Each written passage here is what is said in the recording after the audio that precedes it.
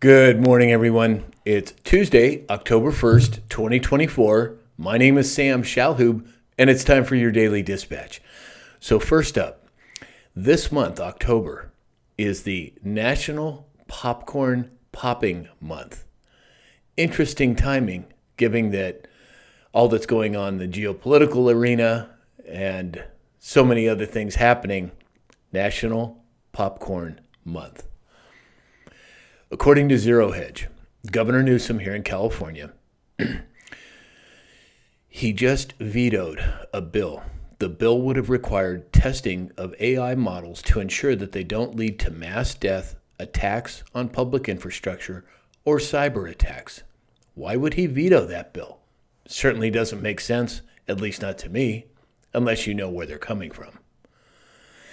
Yesterday, Dave and Mark over at News Treason, and I would encourage everyone to go over to News Treason on Telegram. They have some incredible information. They're great decoders. Anyway, he came out with a statement based on what General Mike Flynn, said just a couple of days ago. And General Flynn said he's preparing people on what's to come in the next 37 days or so. He said, we're in a period where we are going to see such a level of desperation. What you think you've been through already in the last 8 years, what we're about to experience in the next couple of weeks or a month or so, is going to blow people's minds. He thinks that we're going to see things that we have not experienced as a nation. Now, I agree with him. I think there are bumpy road ahead. I think we've already won, but I think in order to finalize the exposure operation, finalize waking up as many people as we can, the next month or two are going to be spicy, to say the least. Yesterday, multiple U.S. cellular carriers went down. Verizon, AT&T, T-Mobile, and so forth. Apparently, Verizon was the worst off. And not only did they go down, but some of the phones on their network deregistered from the network. Now, I've never heard of that happening before, but it did happen yesterday. And then you follow that up with Apple made an announcement yesterday, and they said that they have a new update that has come out. And this update will now allow you to send texts. If you don't have cellular service and you don't have Wi-Fi, you can still text. And guess where it's coming from or going through? Satellites. Does Starlink ring a bell with anyone? On the same day that the carriers went down.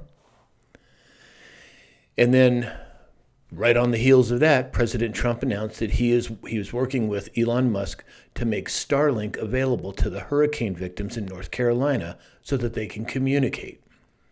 President Trump has done more for the people experiencing the flood and the devastation there than the entire administration, and I use that term loosely, of the Bidens and the Harris. It's a very clear delineation between President Trump and the so-called, the person residing in the White House. Again, Governor Gavin Newsom of California signed a bill Sunday that will bar local authorities from requiring photo ID to vote, which exceeds the state's requirements. Again, why would he do that unless there's something nefarious afoot that they're planning on doing? Yesterday, the Kobayashi letter on X said that, quote, this is insane. In a matter of days, China has gone from severe recession worries to posting its biggest daily stock market gain since 2008. There's been so much economic stimulus that the brokerages were crashing due to high demand.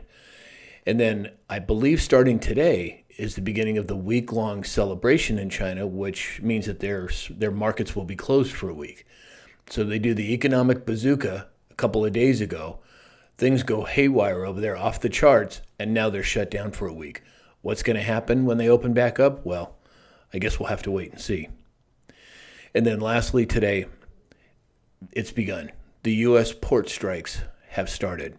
More than 45,000 International Longshoremen Association members from over 36 facilities across 14 Gulf and East Coast ports went on strike early this morning, making the largest labor action at U.S. ports in nearly 50 years. Now, I would not panic. Could it impact supply chains? Will it impact supply chains? We have to wait and see how it plays out. If it lasts for a day, there's no damage. If it lasts for weeks, we're going to be in a world of hurt. But again, I would caution everyone, let's wait and see how it plays out. I hope that you've taken precautions by way of having extra food and what have you on hand.